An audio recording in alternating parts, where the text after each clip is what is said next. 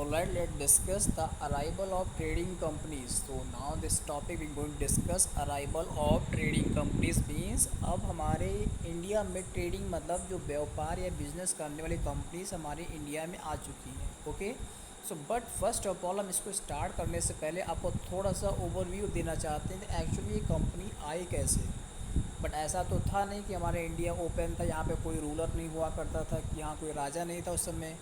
तो राजा थे उस समय. यहाँ पे जो टाइम पीरियड चल रहा था वो मुगल्स का, यानी जो हमारे अकबर औरंगज़ेब इनके टाइम पीरियड चल रहा था.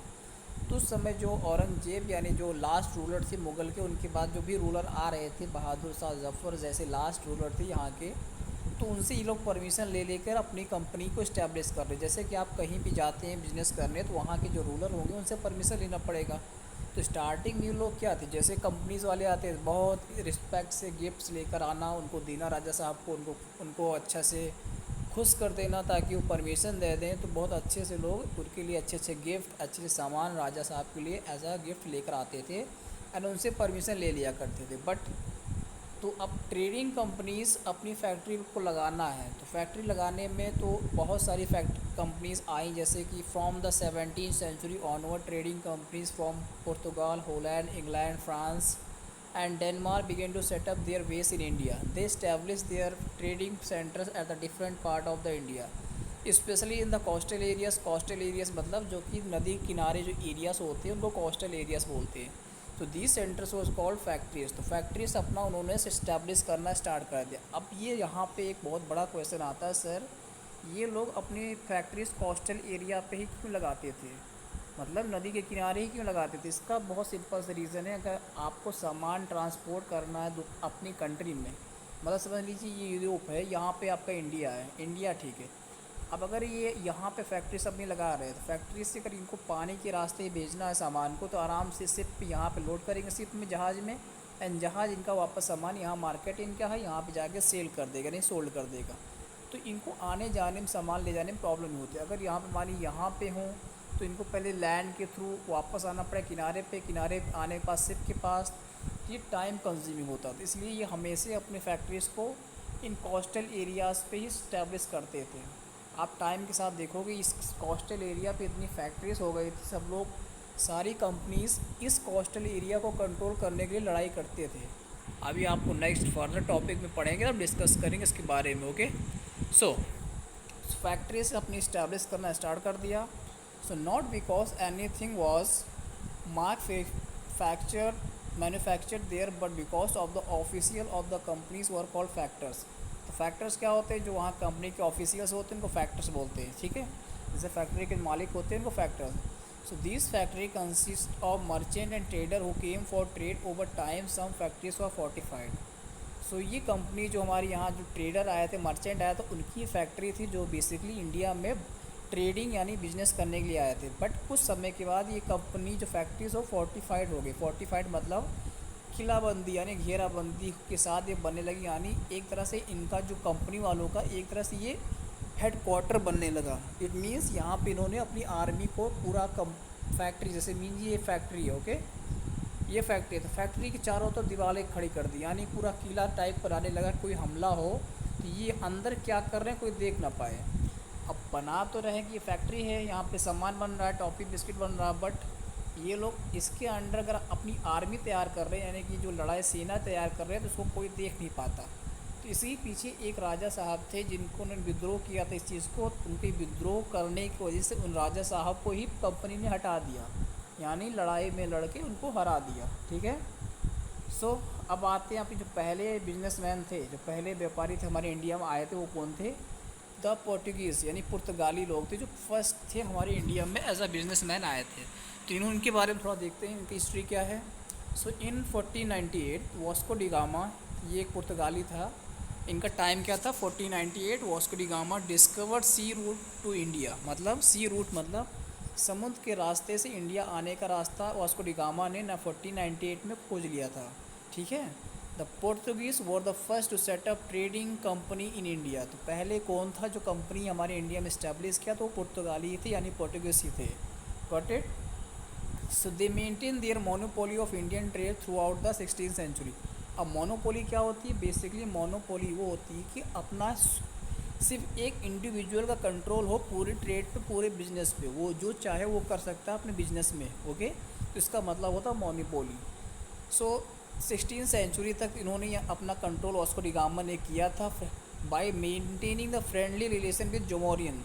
जमोरियन कौन था? जमोरियन एक्चुअली में जहाँ पे वास्को डी गामा लैंड किया था, तो ये कालीकट, ठीक जैसे ये आपका इंडिया है, कोस्ट है, तो वास्को डी गामा इस कोस्ट पे लैंड किया, तो यहाँ पे था कालीकट। ठीक है, कालीकट का एक राजा हुआ करता, इसका नाम था जमोरियन। ठीक है, तो जमोरियन के साथ बहुत अच्छे से रिलेशनशिप अपना मेंटेन किया था कि हाँ राजा साहब को खुश रखो तो ये बिज़नेस करने के लिए परमिशन देंगे, सब में छूट मिलेगी, जो चाहे हम करा सकते हैं। तो इनके साथ बहुत अच्छा रिलेशन रखा, बट उसको कुछ समय के बाद उनको रियलाइज़ हो गया वास्को डी गामा को कि जो इनका रिलेशन तो अरब के लोगों के साथ भी, वो भी यहाँ पे बिज़नेस करने आते हैं, अगर ऐसा रहा तो जमोरियन के साथ कनेक्शन बनाने में कोई फ़ायदा नहीं है। तो इनको लगा ये बहुत डिफ़िकल्ट है हमारे लिए यहाँ पे रहना है, इनके साथ नेबरिंग मतलब फ्रेंडली रिलेशन बना के रखना। तो उन्होंने क्या किया, in Cochin the Portuguese built the fort. तो कोचिन में ने अब पुर्तगालियों ने अपना किला बनाना स्टार्ट किया, क्योंकि उन्होंने कहा अगर मुझे बिज़नेस यहाँ पे अपना मोनोपोली इस्टेब्लिश करनी है तो मुझे यहाँ के राजा को यहाँ के पूरी एरिया पे कंट्रोल करना पड़ेगा। उसने अपनी आर्मी बनाने के लिए एक फोर्ट तैयार कर लिया कंपनी के नाम पे कि मैं तो यहाँ पे कंपनी पर फैक्ट्री खोल रहा हूँ, तो फैक्ट्री में चोरी ना हो पाए इसलिए साइड में दीवारें बना दे रहा हूँ। तो ऐसा बोल कर उसने अपने पूरे एक फोर्ट यानी एक किला बना लिया उस पर कंट्रोल करने के लिए, क्या कि अंदर हम बैठ के अपनी आर्मी तैयार कर सकें। ओके, सो न the real foundation of the Portuguese power in India was laid by Albuquerque. Albuquerque मतलब एक पुर्तगाली था, नाम बहुत अलग सा होता है। तो अल्बुकुर्की ने बेसिकली जो फाउंडेशन था पुर्तगालियों की पावर का, उस अल्बुकुर्की द्वारा ही रखा गया था। तो he was determined to establish colonial empire, मतलब उसने ये दिमाग में रखा था मैं इंडिया में एक अपना एम्पायर मतलब अपने एम्पायर इस्टेब्लिश करूँगा। He was not interested in inland company establishment, मतलब उसे ये नहीं था कि मैं थोड़ा सी जगह में अपनी कंट्री को अपनी इस कंट्री में इस्टेब्लिश करूँ, मुझे पूरा कॉलोनियल रूल चाहिए यहाँ पे, मतलब सिर्फ हमें इस इंडिया में ट्रेडिंग पे पूरा कंट्रोल रखें, यहाँ पे जो भी कुछ ट्रेडिंग के ऊपर है रेवेन्यू जनरेट हो उस पर हमारा ही कंट्रोल हो। इसके लिए उसने इस माइंडसेट से अपना काम स्टार्ट किया। सो ही इस्टेब्लिश वेरियस फोर्टिफाइड ट्रेडिंग कम सेंटर्स, मतलब बहुत सारे जो ट्रेडिंग सेंटर थे उसमें किलाबंदी यानी दीवार, बड़ी बड़ी दीवारों के साथ उनको बनाना स्टार्ट किया जहाँ पे इनकी आर्मी तैयार होती थी। नाम तो था कि फैक्ट्री है, यहाँ फैक्ट्री काम होता, बट वहाँ पे सेना इनकी जो आर्मी थी उसको भी रेडी करते थे, वेपन्स बनाना ये सब भी होने लगा। अलॉन्ग द वेस्ट कोस्ट मतलब जैसे कि आपका इंडिया है, आपके डायरेक्शन मालूम होता है कि ये आपका ऊपर होता है क्या, ये आपका नॉर्थ, ये आपका साउथ, ये आपका ईस्ट एंड ये है वेस्ट। तो ये आपका ये वेस्टर्न कोस्ट होता है, ये आपका वेस्ट कोस्ट है। ओके, इसको बोलते हैं वेस्ट कोस्ट।